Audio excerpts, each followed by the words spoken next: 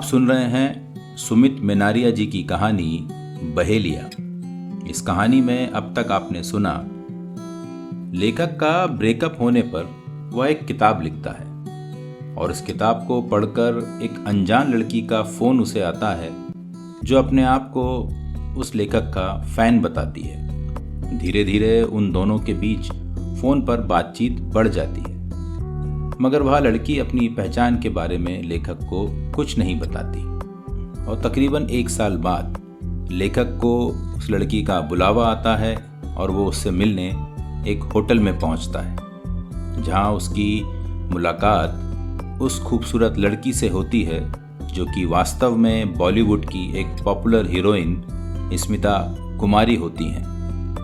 वह लेखक से पूछती हैं, क्या तुम मेरा एक काम कर दोगे? अब आगे। चाय कॉफी? उसने मेरा अंतर्द्वंद समाप्त करते हुए कहा। कॉफी।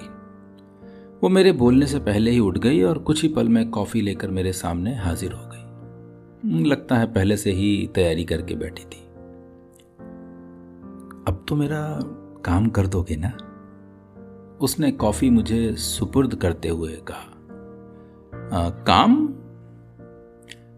याद है मैंने तुमसे कहा था कि मुझ पर कहानी लिखो, और तुमने कहा था अभी मैं तुम्हें जानता ही कहाँ हूं जो कहानी लिखूं।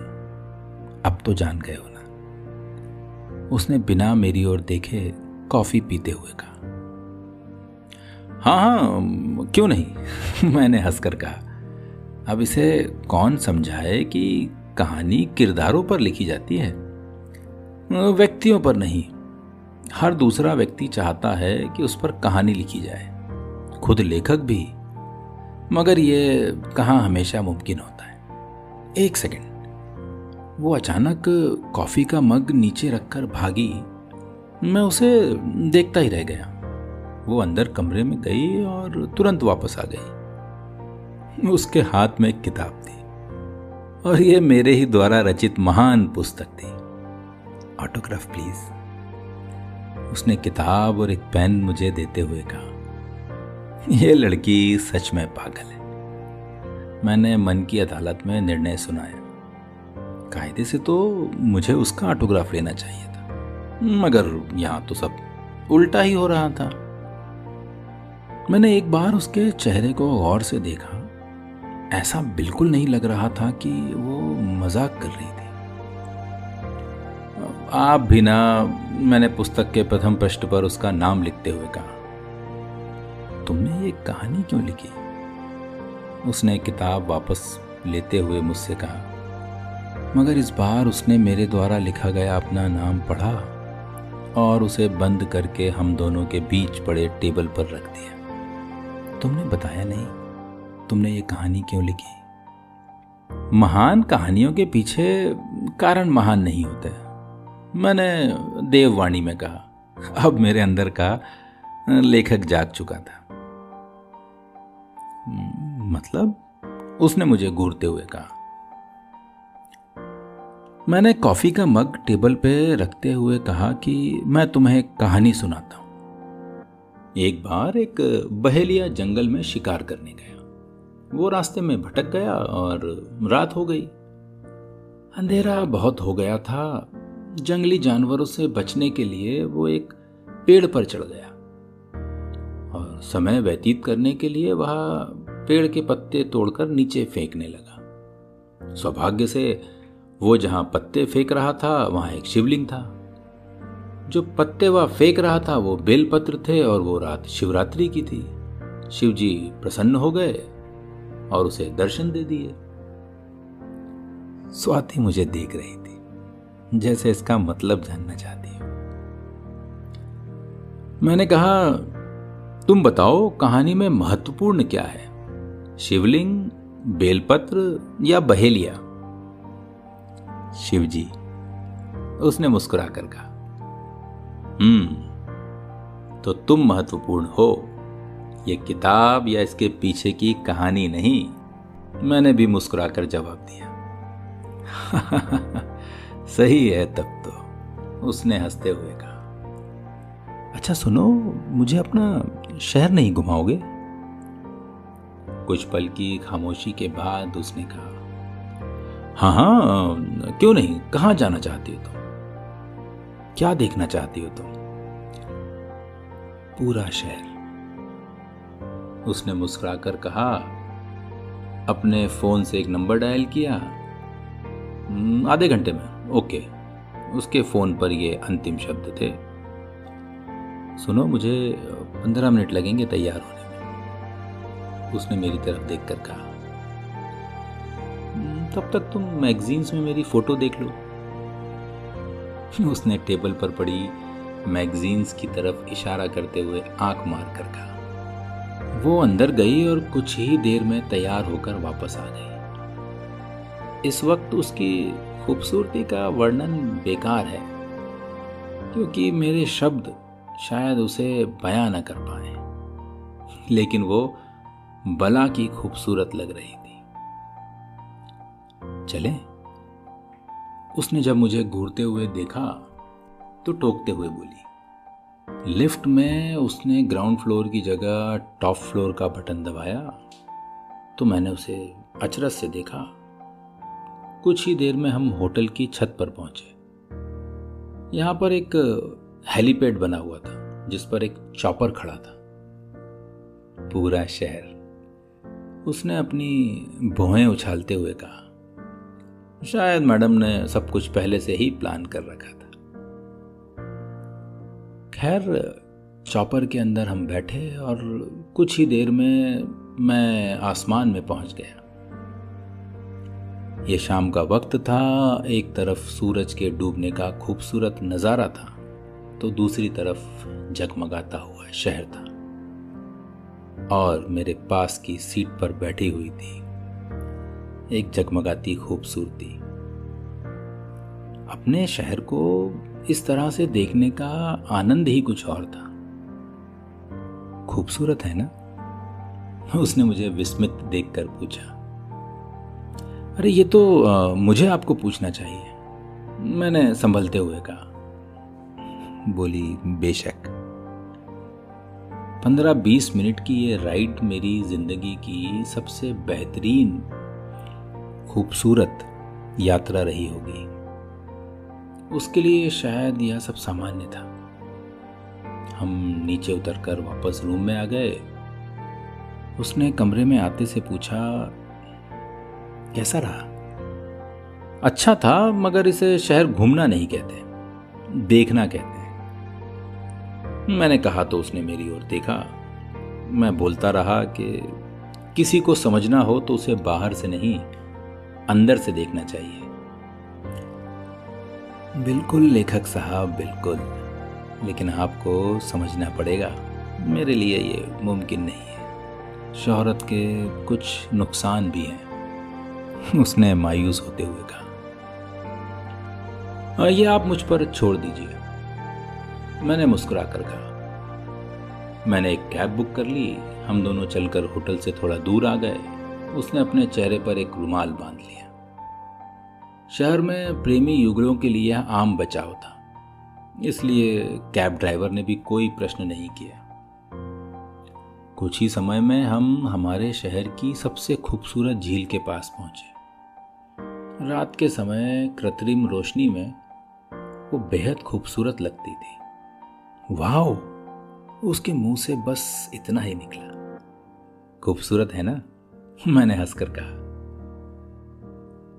मैंने वहां बैठे एक भुट्टे वाले से 2 भुट्टे ले लिए।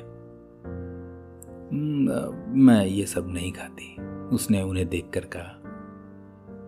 मैं भी रोज चॉपर से नहीं उड़ता, मैंने उसे भुट्टा थमाते हुए कहा, और हम दोनों वहीं किनारे बैठ गए। वो झील की खूबसूरती को निहारने लगी और मैं उसे। वैसे झील तो मैं रोज ही देखता था। तो अब क्या प्लान है? उसने मुझे देखते हुए कहा। मैंने कहा, खाना। क्या खाओगे? Indian, Chinese, Mexican? उसने अपना फोन निकालते हुए कहा। होटल में नहीं, यहां, मैंने उठते हुए कहा। यहाँ मतलब क्या? वो मेरी यहाँ की तो कैसे खाएंगे हम यहाँ पर खाना? वो मेरे पीछे लगभग भागती हुई आई। मैंने कहा, यहाँ की पाव भाजी बहुत मशहूर है। मैं ये खाती, वो बोलते बोलते रुक गई। हम दोनों पास ही बने रेस्टोरेंट में पहुंचे।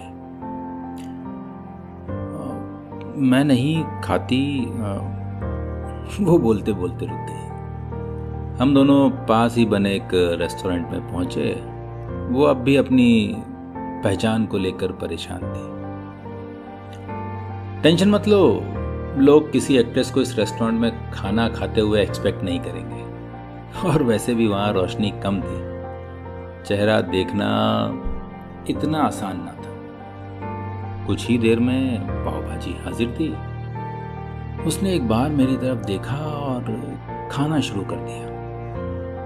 वाओ, इट्स अमेजिंग, उसने टेस्ट करके कहा। मैंने कहा था ना। खाना खाने के बाद हम एक दो जगह घूमे और फिर होटल वापस आ गए। Thank you, it was a wonderful experience, उसने मुझे गले लगाते हुए कहा। इस बार ये हग पहले वाले से थोड़ा लंबा और ज्यादा आत्मीय था। मैंने तुम्हारे बारे में जितना सोचा था, तुम उससे भी अच्छे हो, उसने कहा। 3-4 दिन और मेरे साथ रहोगी तो तुम्हारा ये वहम दूर हो जाएगा, मैंने हंसकर कहा। नहीं, मेरे पास उतना वक्त नहीं है, मॉर्निंग की फ्लाइट है मेरी, उसने थोड़ा उदास होते हुए कहा। ओह, तो सिर्फ एक दिन का वक्त निकाला तुमने मेरे लिए? मैंने भी दुखी होने का झूठा नाटक किया। Anyway, thanks for your time. अगर वक्त मिला तो दोबारा जरूर आऊंगी। जी बिल्कुल, हम आपके स्वागत के लिए तैयार रहेंगे, मैंने कुछ अदा से झुकते हुए कहा। ऑटोग्राफ? मैंने जाने के लिए तैयार होते हुए कहा। बोली, ऑटोग्राफ तो मेरे फैंस के लिए है, यहां मैं तुम्हारी फैन हूं, तो मुझे खाली हाथ भेजोगी? नहीं नहीं, बिल्कुल नहीं, उसने अपने गले से एक चेन निकालते हुए कहा। यह एक सोने की चेन थी जिसमें एक लॉकेट था जिस पर एस बना हुआ था। ये स्मिता की पहचान थी और ये इतनी पॉपुलर थी कि कई सारी लड़कियों ने ऐसे ही लॉकेट बनवा लिए थे। तुम सच में मुझे ये देना चाहती हो? मैंने उसे घूरते हुए कहा। हाँ, उसने वो मुझे पहनाया और बोली, ये तुम्हारे लिए ही है, थैंक्स। मेरे थैंक्स कहने पर उसने बाय बोलकर मेरे गाल पर हल्का सा किस करके अलविदा कहा और मैं धीरे से दरवाजा बंद कर बाहर आ गया। मैं घर आ गया, मगर इस मुलाकात की यादें अरसे तक मेरे दिमाग से नहीं गई।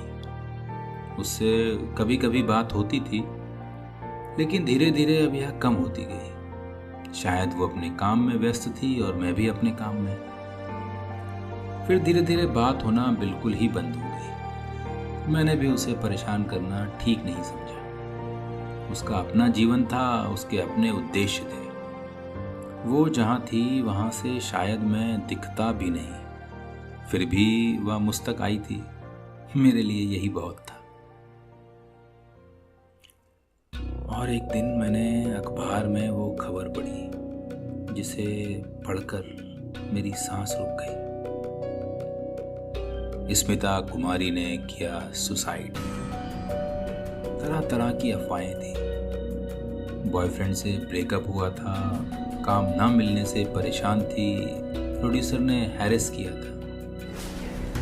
सबके लिए चाय पीते हुए यह एक बॉलीवुड गॉसिप थी, मगर मैं जानता था कि वो हकीकत में अलग थी। वो बहुत अकेली थी, वो अकेलापन जिसे उसकी शोहरत नहीं भर सकती थी। वो आसमान से शहर को देख सकती थी, मगर झील के किनारे बैठकर किसी के साथ भुट्टा नहीं खा सकती थी। बस इतनी सी ही थी आज की कहानी। दोस्तों, आप ये कहानी हमारे YouTube चैनल पर भी सुन सकते हैं, जिसका नाम है किस्से जिंदगी के बाय नितिन राठौर, और हमारा हैंडल आईडी है @kissewaala_इंदौरी।